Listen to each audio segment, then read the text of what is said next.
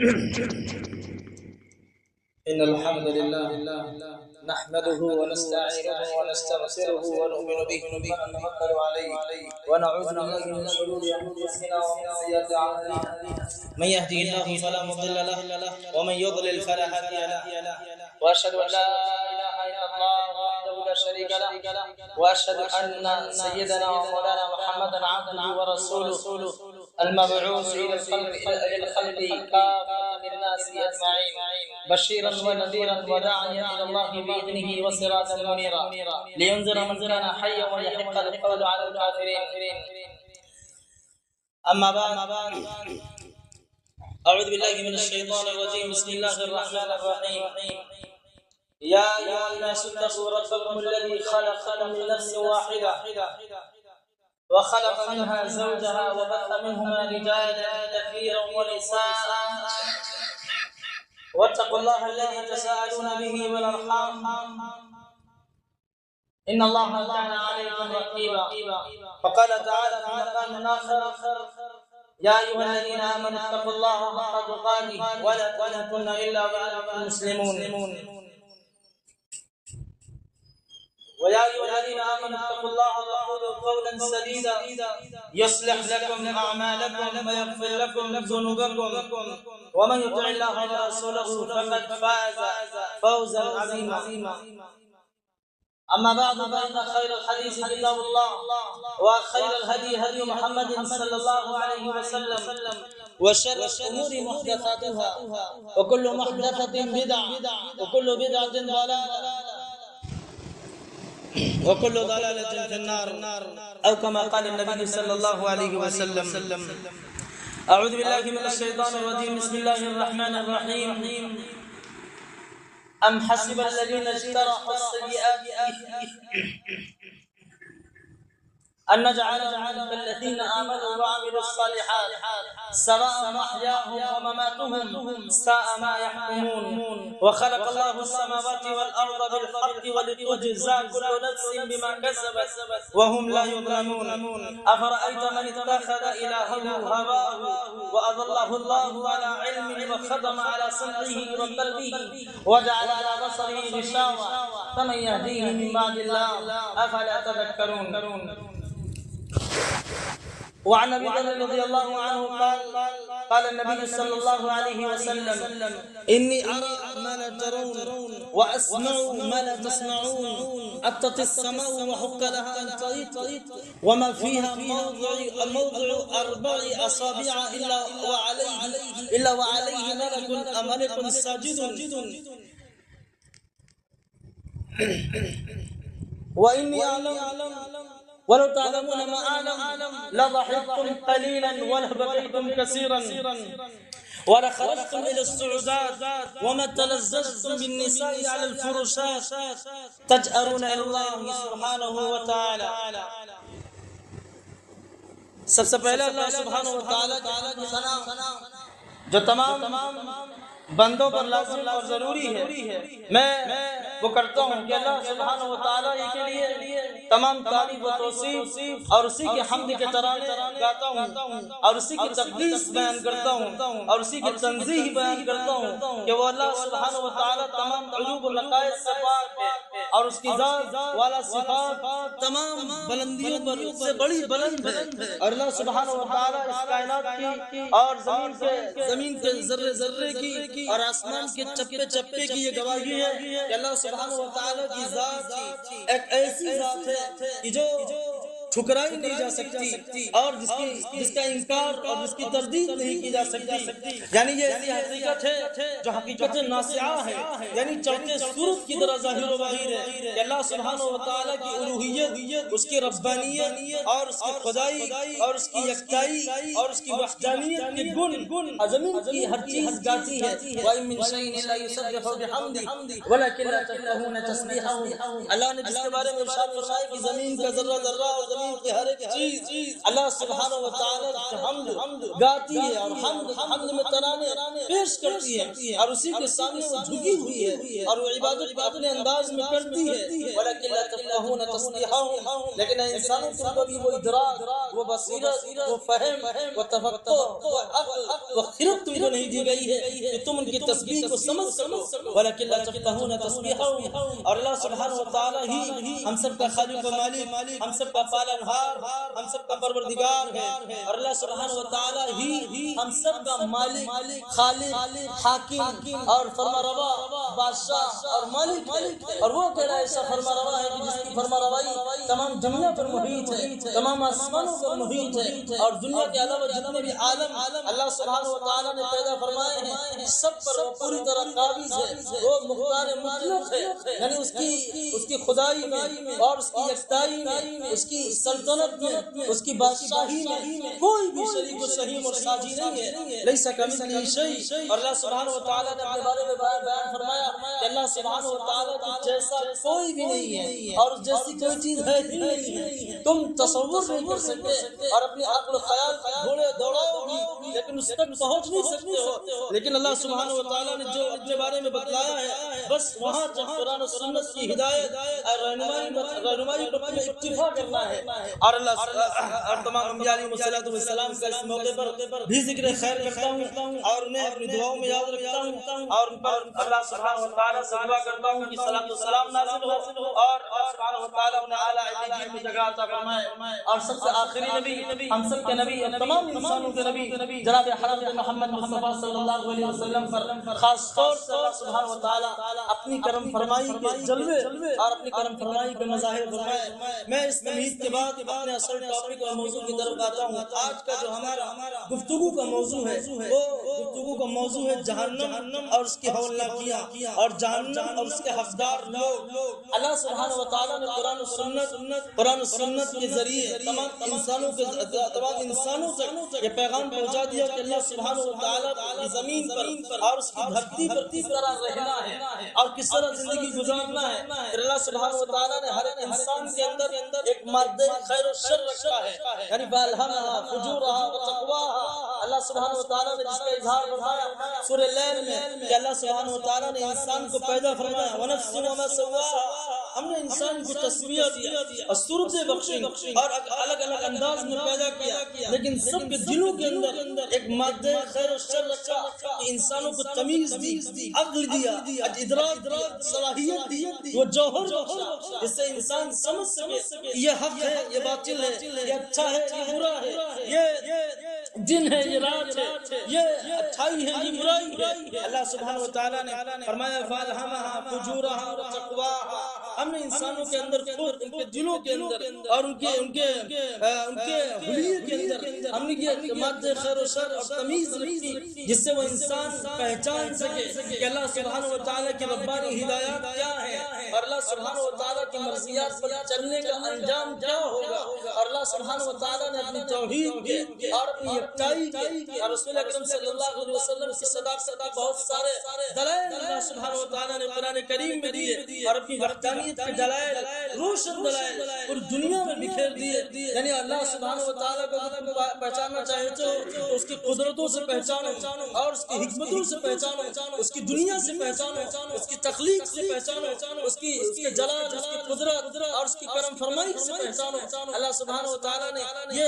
یہ دنیا یہ کائنات یہ کارخانہ یوں ہی آبس نہیں پیدا فرما دیا اللہ سبحانہ و تعالیٰ نے جس کا اظہار فرمایا کہ ربنا ما خلقت هذا باطلا اے ہمارے پروردگار اے ہمارے پالنہار اے ہمارے کردگار یہ پوری کی پوری دنیا تو نے باطل نہیں پیدا کی عبث نہیں پیدا کی کہنے کا مقصد یہ ہے کہ اللہ سبحانہ و تعالیٰ نے جب اس دنیا کا مقصد ایک بتایا ہے اور اللہ سبحانہ و تعالیٰ نے انسانوں کا مقصد نہیں بتایا انسانوں کا بھی مقصد بتایا ہے کہ انسانوں کو اس دنیا پر اور دھرتی کے پردے پر جو برپا کیا گیا ہے اس کا ایک مقصد ہے اور اس مقصد کے تحت اگر انسان چلتا ہے تو اللہ سبحانہ و تعالیٰ کی مرضی کا اور اس کی خوشنودی کا اور اس کی کرم فرمائی کا اور اس کی عنایتوں کا مستحق ہوتا ہے لیکن جب اس قانون سے اس ضابطے سے اس اصول سے یا اللہ سبحانہ و تعالیٰ کی ہدایتوں سے ہٹتا ہے تو اللہ سبحانہ و تعالیٰ نے اس کا انجام بیان فرمایا ام حسب الذین اجترحوا السیئات ان نجعلهم كالذین آمنوا وعملوا الصالحات سواء محیاهم ومماتهم ساء ما يحكمون۔ سورہ جاثیہ میں اللہ سبحانہ و تعالیٰ یہ آیت نمبر 21 ہے جو میں نے آپ کے سامنے تلاوت کی ہے۔ اللہ سبحانہ و تعالیٰ نے فرمایا ہے ان منکروں کا اور ان جہریوں کا اور ان ناصبوں کا حال، جن کا خیال، جن کا نقطہ نظر، جن کا مقصد اور جن کا فکر یہ ہوتا ہے وہ سمجھتے ہیں کہ دنیا کے پردے پر رہ کر ہم عیش و عشرت کے چھرے اڑائیں گے اور کوئی آخرت نہیں ہوگی، کوئی بات پوچھ نہیں ہوگی، کوئی سوال و جواب نہیں ہوگا اور اس کے دنیا کی زندگی کے بعد کوئی دنیا نہیں ہوگی۔ ام حسب الذین اجترحوا السیئات ان نجعلهم كالذین آمنوا وعملوا الصالحات، یہ سمجھتے ہیں کہ دنیا کا کر و فر، دنیا کا شاہانہ انداز اور لگژری لائف اللہ سبحانہ و تعالیٰ نے شاہانہ فراغ اور وسائل کی فراوانی اور خوب دنیا دی ہے، خوب ریل پیل کی ہے، تو ہم آخرت میں بھی ایمانداروں کے ساتھ ہوں گے۔ اور یہ ایماندار لوگ، یہ غریب لوگ، یہ باجور رائے لوگ، یہ کمزور عقل والے لوگ، یہ ان کی حیثیت کیا ہے؟ اللہ فرماتا ہے کہ یا ان لوگوں نے گمان کر لیا ہے جو برائیاں کیے جا رہے ہیں، معصیت پر کمر کس کے تلے ہوئے ہیں۔ ام حسب الذین اجترحوا السیئات ان نجعلهم كالذین آمنوا وعملوا الصالحات سواء محیاهم ومماتهم۔ یا اللہ سبحانہ و تعالیٰ نے فرمایا کہ یہ سوچتے ہیں کہ ہم ایمانداروں کے برابر کر دیں گے، ان کے درجات کے برابر کر دیں گے اور ان پر جو کرم فرمائی کریں گے وہی ان پر کرم فرمائی کریں گے۔ ساء ما يحكمون، اتنے برے فیصلے تم دے رہے ہو اور کتنے برے تمہارے خیالات ہیں اور تمہارے عقائد اور نظریات پر تھو ہے۔ ساء ما يحكمون یعنی قبح حکمکم، یعنی تمہارے دماغ، تمہارے فیصلے، تمہارے عقائد، تمہارے تھاٹس یہ سب بہت برے ہیں۔ اللہ سبحانہ و تعالیٰ قیامت کے دن جب معاد اور میدان محشر میں اس میں دکھلائے گا، جب میزان عدل لگائی جائے گی اور اللہ سبحانہ و تعالیٰ کرسی عدالت پر جلوہ افروز ہوگا، اس دن دکھائے گا کہ ایمانداروں کے ایمان کا صلہ کیا ہے، اچھائیوں کی اچھائی کا صلہ کیا ہے اور اس کا جزا کیا ہے۔ اللہ کے احکام پر، عوامل پر اور اس کے دکھائے ہوئے راستے پر چلنے کا ثمرہ کیا ہے، نتائج، اس کے نتائج کیا ہے، اس پر عائد ہونے والی برکتیں کیا ہیں۔ ان نجعلهم كالذین آمنوا وعملوا الصالحات، تم سوچتے ہو کہ انہی غریبوں کی طرح اور انہی بدتمسوں کی طرح تمہارا بھی حال ہو جائے گا۔ اللہ کی کرم فرمائی کہ تم مستحق ہوگے، اللہ سبحانہ و تعالیٰ تمہیں دامن رحمت میں جگہ دے گا۔ اللہ سبحانہ و تعالیٰ نے سورہ حامیم السجدہ میں ارشاد فرمایا افمن کان مومنا کمن کان فاسقا لا یستوون اما الذین آمنوا وعملوا الصالحات جزاء بما كانوا يعملون۔ اللہ سبحانہ و تعالیٰ فرما رہا ہے کہ بھلا وہ آدمی جو پکا سچا مومن ہے اور کامل ایمان ہے اور جس کے عقائد ہیں، جو اللہ سبحانہ و تعالیٰ کی وحدانیت پر، اس کی توحید پر ایمان رکھتا ہے، اس کی یکتائی کو تسلیم کرتا ہے، وہ جھوٹے معبودوں کو لاتا ہے اور ان کے عقائد و نظریات کو اختیار نہیں کرتا ہے، جو اللہ سبحانہ و تعالیٰ کے باغی ہیں، سرکش ہیں، منکرین ہیں، جہلی ہیں۔ اللہ فرماتا ہے افمن کان مومنا کمن کان فاسقا، یعنی ایک مومن کس طرح فاسق کے برابر ہو جائے گا۔ اللہ سبحانہ و تعالیٰ کے عدل، اس کے انصاف اور اس کے تقاضے رحمت کے خلاف یہ بات ہے۔ اللہ فرماتا ہے افمن کان مومنا کمن کان فاسقا لا یستوون، یہ کبھی برابر نہیں ہو سکتے۔ اما الذین آمنوا وعملوا الصالحات فلهم جنات المأوى نزلا بما كانوا يعملون، یعنی ان کی بات جو ایمان لے آئے، یعنی جنہوں نے اللہ سبحانہ و تعالیٰ کی خدائی اور اس کی یکتائی اور اس کی وحدانیت کو تسلیم کیا اور اللہ سبحانہ و تعالیٰ کی عبادت کے لیے جھک گئے اور اللہ سبحانہ و تعالیٰ کی یکتائی کو تسلیم کرنے کے بعد رسول اکرم صلی اللہ علیہ وسلم کی صداقت پر، ان کی رسالت اور پیغمبری پر، ان کے یعنی آپ کے پروفٹ مان کر آپ کی دکھائی ہوئی ہدایات پر عمل پیرا رہے، نزلا بما كانوا يعملون، جنت کی ضیافت اور جنت کی مہمان نوازیاں، جنت کے اعلیٰ قیام گاہیں، جنت بہشت کے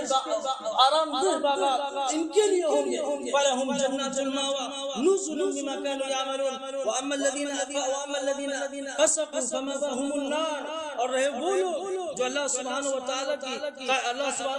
کی حد بندی سے نکل گئے، اس کے قانون کے دائرے سے نکل گئے، یا اللہ سبحانہ و تعالیٰ کے احکامات کو نہیں مانا اور یہ سوچتے رہے کہ ہم ایمانداروں کے برابر ہو جائیں گے اور ہماری دولت، ہماری اقتدار، ہماری حکومت، ہماری طاقت، ہماری صلاحیت، ہمارا علم اللہ سبحانہ و تعالیٰ کے نزدیک جا کے اس کے دربار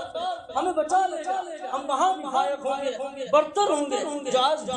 دنیاوی زندگی میں بظاہر ہم سے برتر ہیں یا بڑھے ہوئے ہیں اور ان کے پاس بڑا مال و دولت ہے، اللہ سبحانہ و تعالیٰ فرماتا ہے کہ مال و دولت کی فراوانی یہ اس بات کی دلیل اور اس بات کے نشان نہیں ہوتی کہ اللہ سبحانہ و تعالیٰ تم سے راضی ہے۔ اللہ سبحانہ و تعالیٰ تو کافروں کو، منکروں کو اس دنیا میں دیتا ہے کیونکہ اس کی صفت رحمان کے ساتھ رحیم بھی ہے، یعنی اللہ سبحانہ و تعالیٰ رحمان اس دنیا کے تعلق سے، اس دنیا کے پردے پر، یعنی یہاں منکر، باغی، سرکش اور جیسے بھی لوگ ہیں جو اپنے خواہش نفس کے پرستار اور پجاری ہیں، جو اللہ سبحانہ و تعالیٰ کی عبادت کو چھوڑ کر ہزاروں لاکھوں معبودوں کے سامنے جھکتے ہیں، اپنے خواہش نفس کے پرستار اور پجاری ہیں، اللہ سبحانہ و تعالیٰ ان کا بھی بیان آگے فرماتا ہے أَفَرَأَيْتَ مَنِ اتَّخَذَ إِلَٰهَهُ هَوَاهُ وَأَضَلَّهُ اللَّهُ عَلَىٰ عِلْمٍ وَخَتَمَ عَلَىٰ سَمْعِهِ وَقَلْبِهِ وَجَعَلَ عَلَىٰ بَصَرِهِ غِشَاوَةً۔ اللہ فرماتا ہے کہ بھلا اے نبی آپ نے دیکھا اس کا حال کہ جس نے اپنے خواہش نفس کو اپنا معبود بنا لیا، یعنی قرآن کیا کہتا ہے ہم سے کوئی مطلب نہیں، رسول کیا کہتے ہیں ہم سے کوئی مطلب نہیں، ہمارا دل جو چاہے گا ہم کریں گے، ہم جس انداز میں چاہیں گے اسلام کو مانیں گے، ہماری ترجیحات، ہماری پرائورٹیز یہ ہماری بہتر ہے۔ اللہ سبحانہ و تعالیٰ قیامت کے دن دکھلائے گا کہ بھلا خواہش نفس کے پرستاروں تم جدا ہو جاؤ ان سے، کہ امتازوا اليوم ایھا المجرمون الم اعهد الیکم یا بنی آدم الا تعبدوا الشیطان انی لکم عدو مبین، یعنی تمہارے بلند دعوے ہو اور تم سمجھتے ہو کہ ہم بہت بڑے اللہ والے ہیں، اللہ مسلمان ہو بھی تو کافی ہے، لیکن اللہ سبحانہ و تعالیٰ فرما رہا ہے کہ اسلام کے لانے کے بعد تمہارا زندگی کا ایک ایک لمحہ، ایک ایک عمل اگر اللہ سبحانہ و تعالیٰ سے بغاوت میں گزرے گا تو اللہ سبحانہ و تعالیٰ قیامت کے روز اس کا ثمرہ، اس کا نتیجہ، اس کا رزلٹ تم کو دکھائے گا۔ وَمَن يَعْمَلْ مِثْقَالَ ذَرَّةٍ خَيْرًا يَرَهُ وَمَن يَعْمَلْ مِثْقَالَ ذَرَّةٍ شَرًّا يَرَهُ، جو دنیا میں ذرہ بھر بھی نیکی کر کے جائے گا یرا اس کو بھی دیکھ لے گا، اور جو دنیا میں بدی کر کے جائے گا اس کو بھی دیکھ لے گا۔ وَمَن يَعْمَلْ مِثْقَالَ ذَرَّةٍ خَيْرًا يَرَهُ وَمَن يَعْمَلْ مِثْقَالَ ذَرَّةٍ شَرًّا يَرَهُ۔ اب میں جو بیان کر رہا تھا کہ اللہ سبحانہ و تعالیٰ نے اس جہنم کو پیدا کیوں کیا ہے، اللہ سبحانہ و تعالیٰ نے جہنم کو اسی لیے پیدا کیا ہے کہ کافروں کو، منکروں کو، باغیوں کو، بے عمل لوگوں کو اس کا مزہ چکھائے کہ اللہ سبحانہ و تعالیٰ کی ایسی زبردست قوتوں والی، ایسی زبردست ہستی اور ایسی قوتوں والی ہستی اس کا تم دنیا میں انکار کرتے رہے، شیطان کے بہکاوے میں آ کر، نفس کی غلامی میں آ کر اور ماحول کی دباؤ میں آ کر اور دوسروں کی نقالی میں آ کر، تکلیف میں آ کر، تچبر میں آ کر، یا اپنے آپ کو بڑا سمجھتے ہوئے کہ یہ ملا لوگ ہیں، یہ بالکل گھٹیا لوگ ہیں، یہ داڑھی چوٹی والے لوگ، انہیں کیا علم ہے؟ ہمارے پاس ٹیکنالوجی ہے، ہمارے پاس علم ہے، ہمارے پاس سائنس ہے، ہمارے پاس دنیا کی دولت ہے، ہمارے پاس فیل ہے، ہمارے پاس شہانت اندراج ہے، ہمارے پاس حکومت ہے، ہمارے پاس اختیار ہے۔ اللہ سبحانہ و تعالیٰ نے ہمیں دیا ہے، ہم نے اپنے علم کے بلبوتے پر، اپنی فکر کے بلبوتے پر، اپنی ذہن کے بلبوتے پر یہ سارا کچھ کمایا ہے، ہم ان سے برتر رہیں گے۔ اللہ سبحانہ و تعالیٰ فرماتا ہے جہنم کا جو مزہ یہ چکھیں گے تو اللہ سبحانہ و تعالیٰ کی قہاریت پر، اس کی جبروتیت پر، اس کی حقیقت پر یہ لوگ خود قائل ہو جائیں گے۔ اللہ فرماتا ہے جب کلما ارادوا ان یخرجوا منها اعیدوا فیها، جب یہ جہنم سے نکلنا چاہیں گے تو پھر اس میں ڈھکیل دیے جائیں گے اور کہا جائے گا وقیل لهم ذوقوا عذاب النار الذی کنتم به تکذبون۔ آج بہت عمل ختم ہو گئی اور امتحان کا وقفہ ختم ہو گیا، اور دنیا زندگی کا وصال اور پردہ لپیٹ دیا گیا۔ آج ذوقوا عذاب النار الذی کنتم به تکذبون، جو دنیا میں رہ کر عیش میں پڑ کر اور اور لگژری لائف کے چکر میں پڑ کر شیطان کے پجاری بن کر خواہش نفس کے پرستار بن کر اپنے آپ کے عقل اور تکبر کی گھناؤنے مظاہر دکھلا جس کے لیے تم بڑے اچھلتے تھے اور بڑے بھولتے تھے ذوقوا عذاب النار الذی کنتم بہ تکذبون یہ جہنم ہے یہ جہنم ہے جس کو میں نے سزا کے طور پر تمہارے لیے بنایا تھا اب اس کا مزہ چکھو عذاب النار الذی کنتم بہ تکذبون اللہ سبحانہ و تعالی یہ اس لیے فرمائے گا اور پھر یہ بھی اللہ سبحانہ و تعالی نے فرمایا کہ جہنم جب جہنمیوں کی جلد اور کھال جل کر گر جائے گی کلما نضجت جلودہم یعنی ان الذین کفروا بآیاتنا سوف نصلیہم نارا کلما نضجت جلودہم بدلناہم جلودا غیرہا لیذوقوا العذاب یہ وہ آیت ہے یعنی قرآن کی تو ہر آیت بہترین آیت ہے لیکن یہ آیت جو تھائیلینڈ کے بہت بڑے سائنسدان تھے جب انہوں نے یہ آیت پڑھی تو انہوں نے اللہ سبحانہ و تعالیٰ کی حاکمیت اس کی وحدانیت کو تسلیم کرتے ہوئے کہا پاک ہے وہ ذات یعنی واقعی وہ خدا ہے وہ اللہ ہے جو اتنی باریک جو اتنا باریک علم دیتا ہے جو اس کے گرافٹنگ کے بارے میں بتلاتا ہے ہماری سالوں کی تجدد ہے اور ہماری سالوں کی ریسرچ اور ہماری سالوں کی تحقیق یہ گھڑی لے گئی اللہ سبحانہ و تعالیٰ فرماتا ہے ان الذين كفروا بآياتنا سوف نصليهم نارا كلما نضجت جلودهم بدلناهم جلودا غيرها ليذوقوا العذاب یعنی وہ لوگ جو ہماری آیتوں کی تکذیب کرتے ہیں ہماری آیتوں کو جھٹلاتے ہیں ہماری نشانیوں کو ریفیوز کرتے ہیں سوف نصليهم نارا ہم انہیں جہنم میں جھونکیں گے جلائیں گے اور جہنم کا مزہ چکھائیں گے كلما نضجت جلودهم بدلناهم جلودا غيرها ليذوقوا العذاب جب خالد جل جائیں گے خالی پیدا کی جائے گی ہم پیدا کریں گے اپنی قدرت سے ہم پیدا کریں گے اپنی حکمت سے پھر اللہ سبحانہ و تعالیٰ نے پیدا تو کرے گا اس لیے پیدا کرے گا انہیں بار بار ٹارچر کیا جاتا رہے بار بار عذاب دیا جاتا رہے اور بار بار اللہ سبحانہ و تعالیٰ کی حاکمیت کو تسلیم نہ کرنے کا جزا ملتی رہے کلما نضجت جلودہم بدلناہم جلودا غیرہا لیذوقوا العذاب جب ان کی کھالیں جل جائیں گی جلدیں پک جائیں گی بدلناہم جلودا غیرہا لیذوقوا العذاب پھر سے ہم نئی کھال اور ایک نئی کھال پیدا کر دیں گے لیذوقوا العذاب تاکہ وہ عذاب کا اور ہماری سزا کا اور ہمارے قہر کا اور ہمارے غصے کا مزہ چکھیں